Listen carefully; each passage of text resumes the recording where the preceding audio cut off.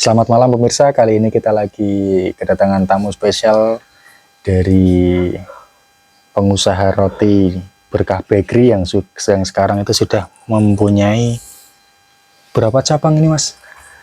Ya, untuk sekarang sementara ada 3 pusat dan 2 kecil-kecilan. Kecil-kecilan, oke. Nah jadi sekarang untuk narasumber kita itu pengusaha roti yang mempunyai 3 cabang. Oh ya, perkenalkan terlebih dahulu, saya Mas Bowo dan narasumber kita Mas Adi. Mas Adi. Oke, Mas Adi. Mas Adi, kita ngobrol-ngobrol santai aja ya Mas Adi. Oke. Oh iya, yang namanya ngobrol santai itu kan nggak afdol kalau nggak ditemani oleh rokok. Nah, kali ini rokok spesial kita itu buatan dari Kota Salatiga ya. Ini rokok murah meriah, per batang hanya Rp500. Bagi kawan-kawan atau yang berminat nanti untuk rokok ini bisa kontak. Lumayan ini Mas, bisa membantu, itu membantu UMKM kita juga. UMKM. Tapi ngomong-ngomong ini ada enggak sih bea cukainya? Ya untuk sementara masa percobaan belum ada. Nanti kalau sudah tersebar luas ya kita kasih cukai. Juga biar membantu pemerintah juga. Iya. Ngomong-ngomong Mas Adi, kameranya kan ada di sana nih. Iya dong. Iya. Kita sambil ngobrol-ngobrol santai sambil rokokan. Bagaimana?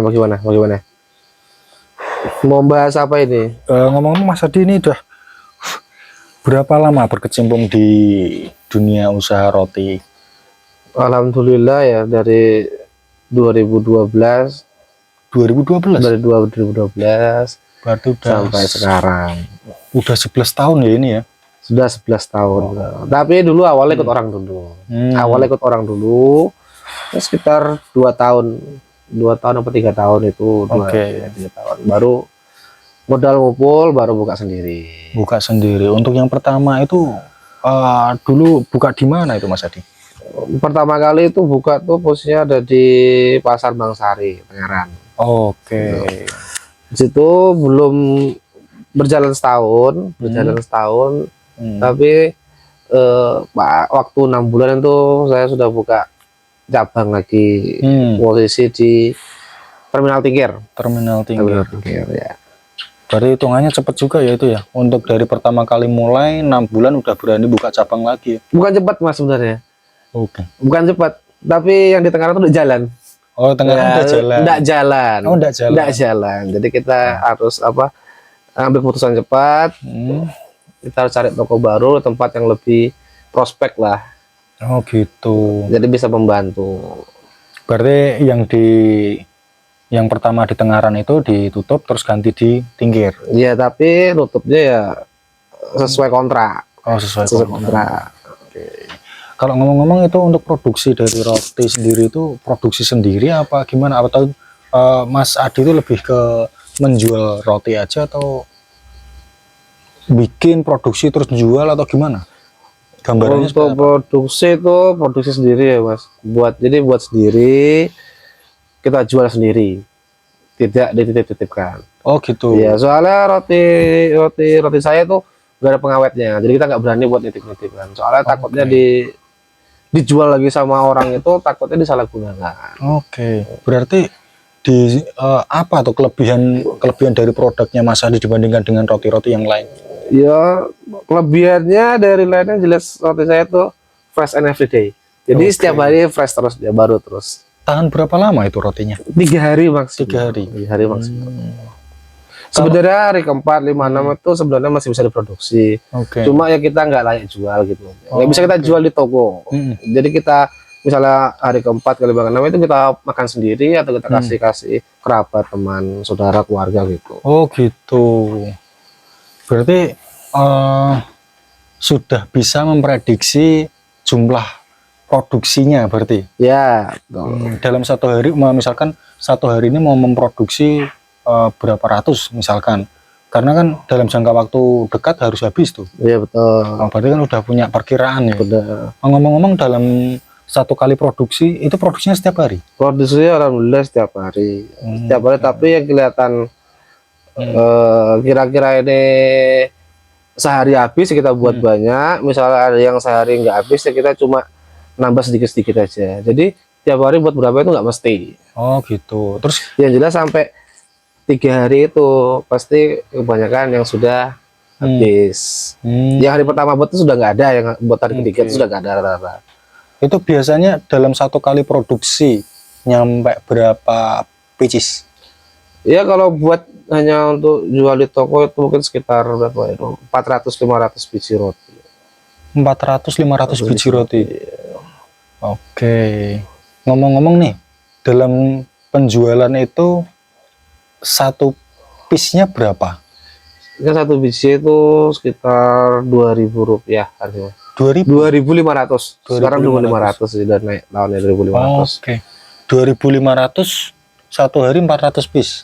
Iya, 400 kan cuma rotinya aja, belum bolunya. Kan juga punya gitu. bolu, kita kan punya brownies, kita juga punya tawar, macam-macam berarti ya. Iya. Oh, berarti untuk keseluruhan deh. Untuk keseluruhan untuk kayak brownies dan apa tadi Tawar, bolu tawar gitu. itu total keseluruhan kira-kira dalam satu hari itu produksi berapa? Berapa kira-kira? Bolu ya mungkin sekitar 60 bijian, tawar ya 15. Oh, sebagai pelengkap aja. Sebagai ya sebenarnya bolunya yang yang kita jual satu sama rotinya yang kita kenalkan utama. Kalau kayak brownies sama tawarnya itu cuma sebagai pelengkap. Oke. Tapi kan kalau tawar sama brownies itu kan lebih tahan lama mereka. Soalnya kan dia kering. Gitu. Ya. Oke, itu produksi yang Mas Adi tadi ceritakan itu satu toko. Satu toko. toko. Oke, berarti untuk toko yang lain juga sama, kuantitasnya kurang lebih hampir sama. Oke. Sekarang sebentar Mas, ada telepon, saya angkat dulu ya. Oke, boleh santai aja Mas Adi. Halo, gimana Bos? Break sebentar ya, kita iklan nih. Oke, kembali lagi pemirsa, kali ini tadi sempat ada iklan dari Ciki Balls ya. Ciki Balls, produknya Indofood ya. Silakan dibeli, murah meriah. Ya, kita itu membantu UMKM juga loh ini. Iya betul Mas Adi. Ini sebenarnya ini ya, kita nggak di endorse juga sama Ciki Balls, tapi ya hitung-hitung kita membantu UMKM lah. Gitu. Tadi sampai di mana kita obrolan tadi kita Mas Adi? Per toko kira-kira. Setiap per toko ya kurang lebih segitu ya. Oke. Ngomong-ngomong dari kan Mas Adi udah lama tuh, kurang lebih 11 tahun lah, dari 2012 sampai sekarang. Betul. Saat ini sudah bisa memberdayakan berapa karyawan ini Mas Adi? Per tokonya apa seluruh? Untuk keseluruhan. Keseluruhan ya, seluruhnya. Jadi tingkat tuh saya ada 4 orang, di Gumulong itu ada 5 orang, itu 9. Di Karanggede ada 4 orang, 13 orang. 13 orang. Wow, 3 toko sekali. Ini bisa jadi sebuah inspirasi untuk anak-anak muda ya. Jadi sebagai anak muda itu punya mental jiwa bisnis. Betul. Jadi jangan hanya jadi karyawan terus gitu kan. Kalau jadi karyawan gimana ini nanti untuk saat ini tuh gini, Indonesia itu kan mengalami ini ya, ledakan usia muda. Betul, ya, masyarakat usia muda. Kaum milenial. Betul. Nah, ledakan usia muda ini tuh gini, jumlah dari perusahaan yang ada di Indonesia itu masih tetap sama. Betul. Jumlahnya masih sama. Sedangkan ledakan dari usia muda ini sangat banyak. Jadi otomatis kan tidak balance.